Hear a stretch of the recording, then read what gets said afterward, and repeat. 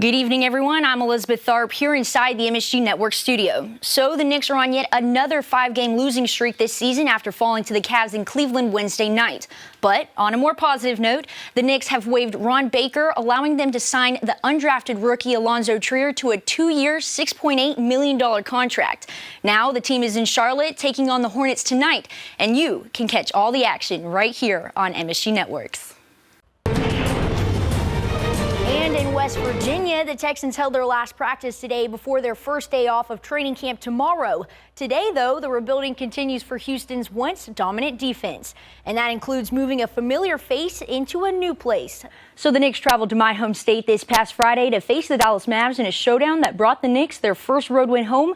And I have to agree with Wally Szczerbiak when he said he thought Mitchell Robinson's reverse slam dunk could be a play of the week. But I want you to look at it one more time for yourself and let me know what you think. Let's check it out. It's one of our favorite parts of the Dallas Cowboys training camp, offense versus defense. Getting dirty down in the trenches, it's time to go camping with KSAT. After their first day in pads, we're expecting more hits this afternoon when the Dallas Cowboys return to the practice fields in Oxnard, California. So tonight could be Kim Mulkey's 19th conference title in 19 seasons as a head coach. How cool is that, guys? Well, the Lady Bears look to clinch their 9th regular season championship tonight here inside the Ferrell Center. And if you can't be with us tonight, then be sure to check out Noah Tour's video recap on BaylorLariat.com later tonight in Sick and Bears. Dominance is hard to attain and even harder to maintain. You often think of the New England Patriots or Alabama Crimson Tide when it comes to football superiority. But what about basketball? You've got the Warriors, Celtics, Duke Blue Devils, and Baylor's Lady Bears. The Baylor men's basketball team tied their longest conference win streak here inside the Ferrell Center after defeating TCU 90-64, with senior guard Makai Mason scoring 40 points, the most points scored by a Baylor player in a Big 12 game. Now 10-0 in the Big 12, the #1 ranked Lady Bears took down the Longhorns once again here inside the Frank Irwin Center, 74-68. Another day, another game, another win. The Baylor men's basketball team took down West Virginia 82-75 here inside the Ferrell Center for a season sweep of the Mountaineers. Baylor track and field athlete Will London has been running since he was 4 with his mother on the sideline cheering him on.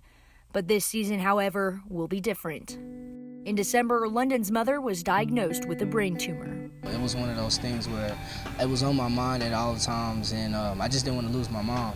So when she was going to get the surgery and I found out about it, it kind of sucked, but I knew like I had to not focus on it and be strong for her, and just to show her that whatever is going to happen, like I was still going to be here and I was still going to continue what she started for me.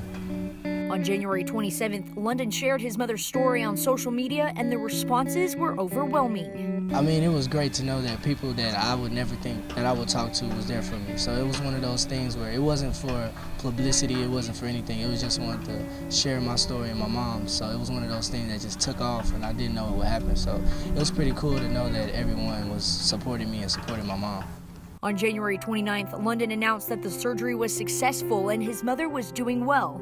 Then on the 31st, London shared that his mother had returned home. Everything went well, the surgery went well, and she's at home, and she's up watching TV, and she's doing great.